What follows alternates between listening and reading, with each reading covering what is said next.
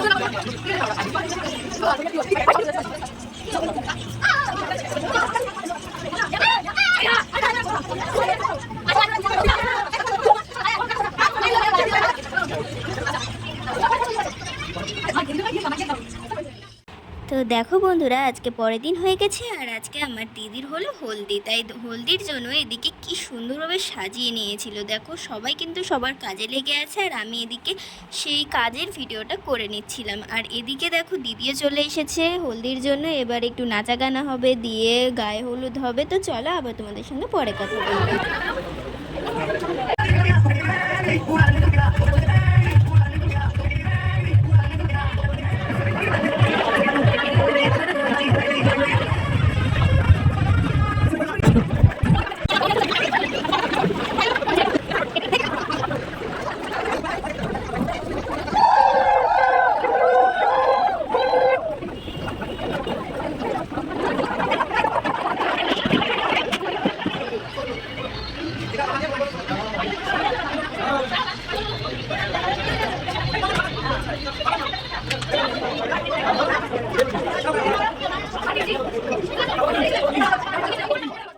তো দেখো বন্ধুরা, এখানে আমি মুখে র্যাং র্যাং চ্যাং করে নাটক করে নিচ্ছিলাম। তো এই নাটক করতে করতে আমার দুপুর থেকে রাত হয়ে গেল। তারপরে দেখলাম যে আমার জামাইবাবু মানে আমার দিদির বর চলে এসেছে। তো সেই জন্য আমি ছুটতে ছুটতে চলে গেলাম এবং এদিকে বিয়েও স্টার্ট হয়ে গেল।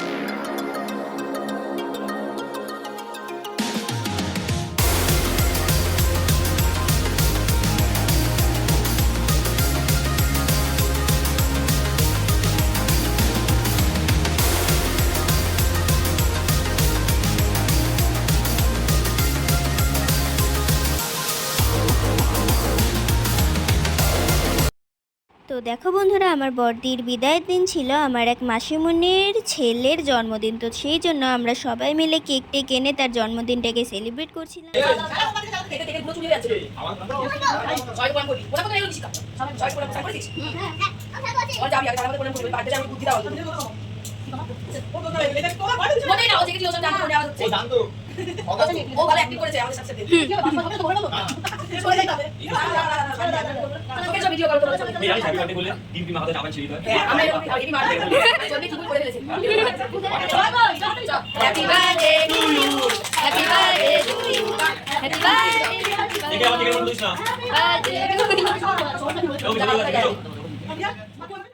তো বন্ধুরা, এদিকে আমাদের বিদায়ের আয়োজন শুরু হয়ে গেল এবং এখানে অনেক কান্নাকাটি হয়েছিল, যেগুলো অতটা ভিডিও করা আমাদের পক্ষে সম্ভব হয়নি, মানে আমার পক্ষে সম্ভব হয়নি, কিন্তু এই যেটুকু পেরেছি সেটুকু তোমাদের সঙ্গে শেয়ার করার চেষ্টা করেছি।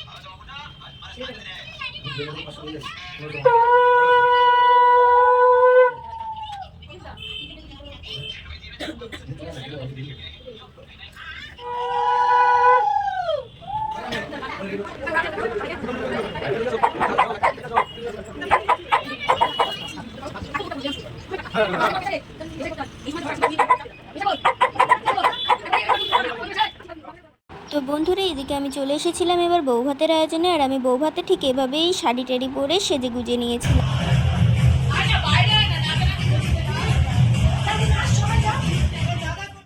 তো বন্ধুরা, এত মজা টজার পরে আমাদের সেই বাড়ি ফেরার সময় হয়ে গেল। আমাদের ইচ্ছা করছিল না, মানে মন চাইছিল না, কিন্তু আমাদের তো বাড়ি আসতেই হবে, কিছু তো করার নেই, ওখানে তো থেকে যেতে পারি না। ওই জন্য আমরা একটা গাড়ি বুক করে চলে আসলাম ট্রেনে, মানে ট্রেন ধরতে। তো ট্রেন ধরে নিয়ে আমরা এবার বাড়ি চলে যাব।